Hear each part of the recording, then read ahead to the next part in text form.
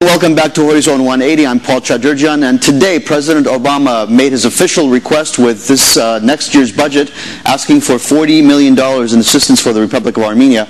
Aram Hamparian, Executive Director of the ANCA, joins us with some insight into this request. Aram, hello. Hello, Paul. How are you doing? Good. Was this expected, the dollar amount that the President has requested? We did expect to see some progress over last year's request. Last year, the President asked for a very, very low figure, $30 million. The Congress bumped that figure up to $41 million. And today, the Obama administration proposed not $30 million like last year, but rather $40 million this year. That's a 33% increase in their request. That's the good news. The bad news is it's still $1 million short of last year's congressional allocation, and a full $30 million short of the number that we've been calling for, which is $70 million. That number has also been supported by the Armenian caucus. So I think what we saw was a good step, a first step, and a step in the right direction. But now we need to take our action. We need to take our own steps by contacting our friends in Congress, our legislators on these important committees, and to ask them to move that number up to a number that really reflects the strength of the U.S.-Armenia relationship. We'd like to see $70 million by the time this process is completed at a minimum. So there is a possibility of wiggle room in the 2011 budget? Oh, absolutely. It's a function of two things. How vocal our community will be and how aggressive our friends will be in Congress. Well, I want to take a moment here to talk about why we saw that increase from $30 million to $40 million in terms of the President's request. I think a big factor in that was members of the House starting a dialogue with the President on the aid program, and some of the members who were very involved in that dialogue were Frank Pallone of New Jersey, Adam Schiff of California, folks like Anna Eshoo and Jackie Spear, our two Armenian American serving in Congress, and Nita Lowy, who's the chairwoman of the committee. All these members, and many others, in fact, reached out to the White House and said, this $30 million number that you proposed last year was just way out of line. You need to take a more careful look at that and understand, first, the role that Armenian Americans play as a bridge between the U.S. and Armenia, and also the important needs in Armenia. And we think that their voices were heard, and we appreciate their efforts. Aram, you're our eyes and ears in Washington, D.C. I want to quickly ask you about the genocide resolution. The ANCA informed the public today that 2 more senators have signed on to the bill in the Senate. What's happening with that, and what's happening on the House side, where the Foreign Affairs Committee is about to vote, perhaps? We are seeing more support on that on the Senate side, with Senators Brownback of Kansas and Bennett of Colorado joining as co-sponsors. We have, frankly, a very strong community in Colorado that helped bring Senator Bennett on board, and they deserve a lot of credit. Senator Brownback, who early in his career wasn't a strong supporter, has come around. I think perhaps the Darfur movement helped him understand the cycle of genocide, the importance of fighting denial. We have yet to see some committee action on the Senate side, and that may be due to the fact that the chairman of the Senate Foreign Relations Committee, John Kerry, has yet to co-sponsor the bill.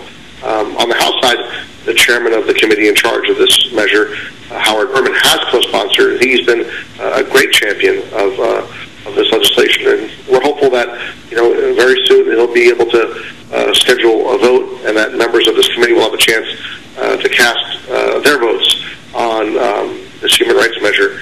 We're hoping that'll happen soon. We're hoping that the community will step up and really, really make a push by urging their legislators to vote yes. There are currently 46 votes on that committee. We obviously need a majority to win. We're going to work very hard, and I call upon all of your viewers, Paul, to please work closely with the ANCA on making sure the outcome is one that our community deserves, and frankly that our martyrs deserve. We need to see a win in this committee vote. And all that information is available on the ANCA website, anca.org, or you can call the local office 818-500-1918. Aram, you mentioned Colorado. We had a news item on the web today that a Colorado congressman wrote letters to all of the Congress saying that Azerbaijan needs your attention. What's that all about? Well, legislator, I think this legislator may have in fact been from Arizona, Congressman Chaderjian, who's retiring, wrote a letter to all of his House colleagues singing Azerbaijan's praises, but not talking about all of Azerbaijan's liabilities, including massacres of Armenians in the 80s and early 90s, their aggression against Nagorno-Karabakh. So it was really a one-sided effort to kind of cover up Azerbaijan's crimes. I think it's a wake-up call for us that the Armenian cause has always rested upon three foundations: the truth that we espouse, morality that we embrace, and the activism that we bring to the political arena. This is a wake-up call that the first two are not enough. It's not enough to be right. It's not enough to stand on the right side of moral issues and have the facts on your side. We need to be active in every possible arena, from city halls to state houses to the White House. We need to be active, and the best channel for folks to be active is through the ANC. We have a wonderful local chapter system. We need you to become involved. If you're online, go to the ANC website and send letters. If you've already sent letters, make phone calls to your legislators. Make sure they're on the right side of these issues. And if you've already written and already called, get in touch with the ANC. We can put you in touch with your local chapter so that you can get more involved in activism and organizing and all the various avenues that we need you so desperately to be involved with. And it's also important, you mentioned obviously the Arizona Representative John Chaderjian, and a congressman from Colorado, Jared Polis, met with Azeri officials. So the Azerbaijani lobby is really working it out there, spreading misinformation, trying to get attention. What's happening with all these visits? The delegation that came to the U.S., what do they want to accomplish? I think what they're trying to do is to muddy the water. For example, there is in Colorado a memorial on the grounds of the State House recognizing the Armenian Genocide, and now these groups are stepping in and saying, well, we need to also recognize the Armenian Genocide or the Armenian massacres of Azeris. Obviously, that's a distraction, it's a diversion, it's a way to diminish the Armenian Genocide and create some false sense of parody or an artificial even-handedness in how these... And that's why, as you said, we have to get all of you active, making phone calls, going to the websites. Final 30 seconds, Aram, your meeting is coming up with Secretary of State Hillary Clinton on February 9th. What's the update on that? Well, the initial round of invitations that the Secretary sent out were very narrow and kind of limited to largely the groups that were in favor of the protocols.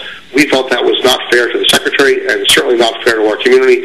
We've gone back to the State Department and asked them to revisit that issue, and we're hopeful that very soon that, in fact, will take place, and we'll see a meeting that's more reflective of our community and that provides the Secretary with honest, balanced feedback about where we stand. Thank you very much. Aram Hamparian, Executive Director of the ANCA. Stay with us on Horizon 180.